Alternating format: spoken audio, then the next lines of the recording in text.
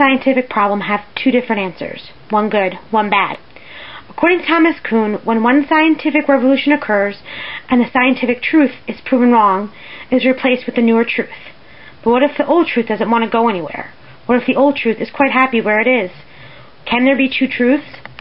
According to an October 1909 New York Times article, John D. Rockefeller donated $1 million from his Standard Oil Company to fight the hookworm disease. Rockefeller felt it was a gift to the people of the South to rid them of this disorder.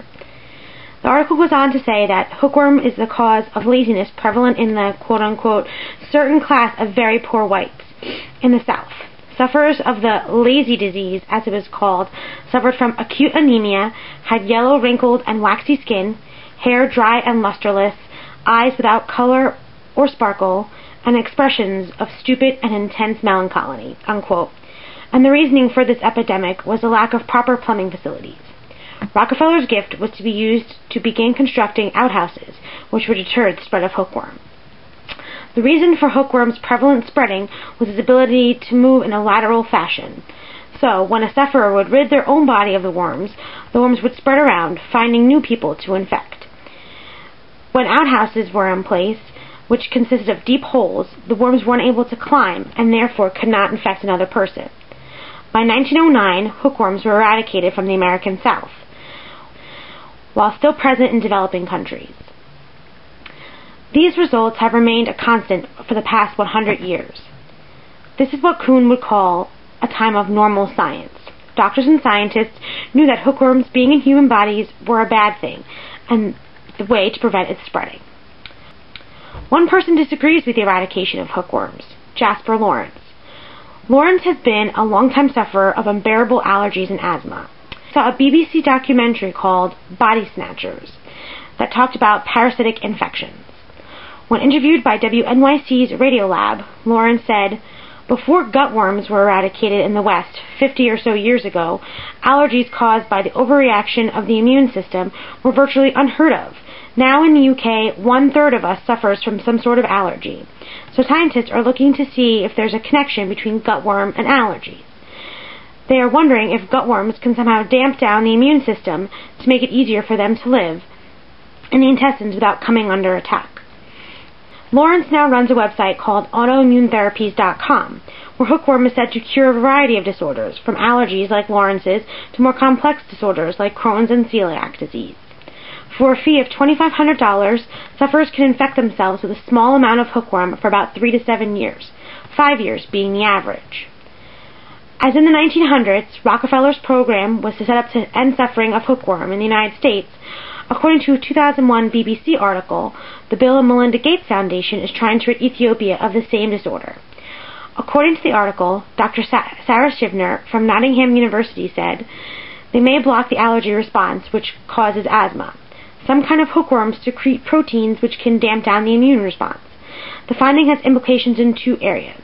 Firstly, for investigators looking for new drugs which may help people control asthma. And secondly, for the worm eradication program being undertaken in many parts of the world. Hookworms infestations is certainly a contributor to the ill health in many parts of the globe.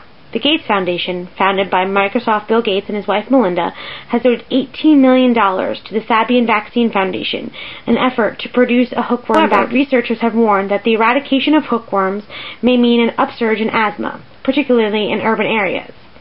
Rates of asthma in developed countries are far higher than those in developing countries, and scientists are still trying to work out all the reasons why." Unquote.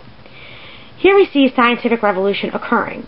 Research has been done which proves that small amounts of hookworm in humans will not cause anemia and benefit sufferers of other disorders. And people in Ethiopia have a logical fear that if hookworms are completely eradicated, people who have never suffered from asthma and allergies will rise. Is there a way for these two truths to exist harmoniously? Could the amount of hookworms infected in people in developing nations be reduced as to not bring about the lazy disease of Rockefeller's time? Yet still keep the rate of asthma down. Isn't it counterproductive for one organization, the Gates Foundation, to be removing these infections, and the next breath, Lawrence and his organization going around and reinfecting people? As Kuhn said, the old truth will only be only be created false when the new truth is strong enough to push the old one out of the way.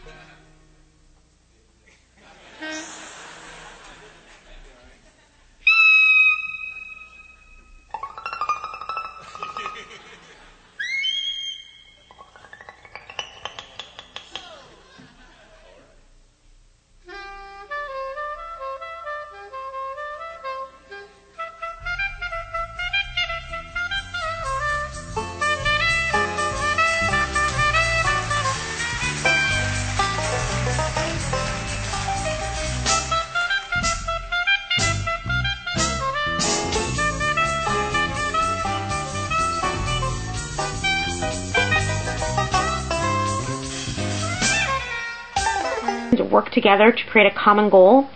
As Kuhn has said of the old truths, will only be created... Oh, shit.